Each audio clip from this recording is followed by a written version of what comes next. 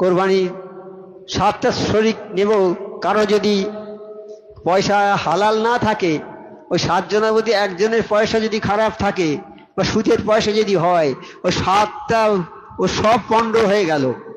আর এই গ্রামে যদি আরো 10টা গরুর সঙ্গে সব মেশানো হয়, তাহলে সব নষ্ট হয়ে গেল, থাকলো না, একটাও ফ্রেশ থাকলো না। এখন তো দেখা যায় যাদের সুদের সঙ্গে ব্যবসা, যারা ওই 2 নম্বরই ব্যবসা করে, তারাই তো বেশি কোরবানি দেয়।